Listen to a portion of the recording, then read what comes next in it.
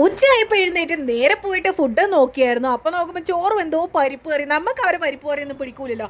അപ്പം ഞാൻ വിചാരിച്ചാൽ പിന്നെ എന്തെങ്കിലും കറി ഉണ്ടാക്കുന്നു. കുറേ ആലോചിച്ചപ്പോൾ പിന്നെ വെച്ച് വേണ്ടാന്ന്. അങ്ങനെ കുറേ നേരം സ്ക്രോൾ ചെയ്തുകൊണ്ടിരിക്കുമ്പോൾ നല്ലൊരു മോര് കറി ഉണ്ട്. എന്നാൽ പിന്നെ അങ്ങനെ ഉണ്ടാക്കാന്ന് വെച്ചിട്ടാണ് ഞാൻ ഈ മോര് കറി ഉണ്ടാക്കാൻ തുടങ്ങുന്നത്.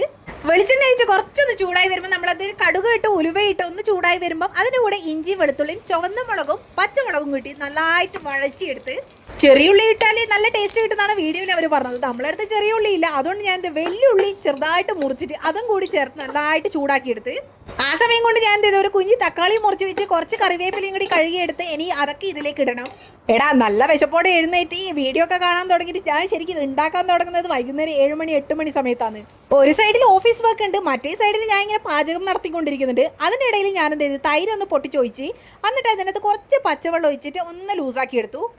ഇതിലേക്ക് ഒരുപാട് മസാലകളൊന്നും ചേർക്കാനില്ല, കുറച്ച് മഞ്ഞപ്പൊടിയും കുറച്ച് മുളക് പൊടിയും മാത്രം ഇട്ട് നന്നായിട്ട് അതെല്ലാം ഒന്ന് മിക്സ് ആയിട്ട് അതിൻ്റെ ഒരു പച്ചമണം മറന്നവരെ ഒന്ന് വെയിറ്റ് ചെയ്താൽ മതി.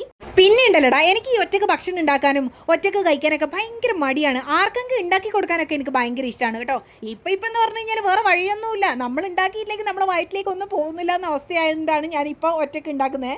അപ്പം നിങ്ങൾക്ക് എങ്ങനെയാണ്, ഒറ്റക്ക് ഭക്ഷണം ഉണ്ടാക്കി കഴിക്കുന്നതാണോ കൂടുതൽ ഇഷ്ടം, അല്ലെങ്കിൽ ഉണ്ടാക്കിയിട്ട് വേറെ ആൾക്ക് കൊടുക്കുന്നതാണോ കൂടുതൽ ഇഷ്ടം?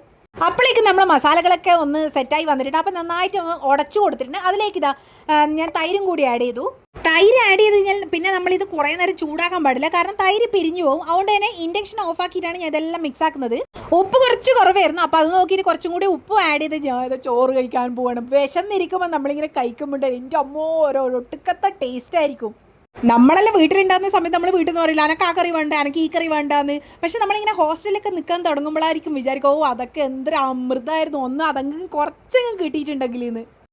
പോലെ എപ്പോഴെങ്കിലും നിങ്ങൾക്ക് തോന്നിയിട്ടുണ്ടോ വീട്ടിലുള്ള കുറച്ച് കറിയെങ്കിലും കിട്ടിയിട്ടുണ്ടെങ്കിൽ കുഴച്ച് കുറേ ചോറൊക്കെ തിന്നായിരുന്നു എന്ന്? അപ്പോൾ ഞാൻ ഉണ്ടാക്കിയ കറിക്ക് കുറച്ച് എരിവ് കൂടുതലായിരുന്നു, ബാക്കിയെല്ലാം ഓക്കെ ആയിരുന്നു. അപ്പോൾ ഹോസ്റ്റലിൽ ആരെങ്കിലും ഉണ്ടെങ്കിൽ ജസ്റ്റ് ഒന്ന് ട്രൈ ചെയ്ത് നോക്ക്. അപ്പോൾ ഓക്കെ, ബൈ.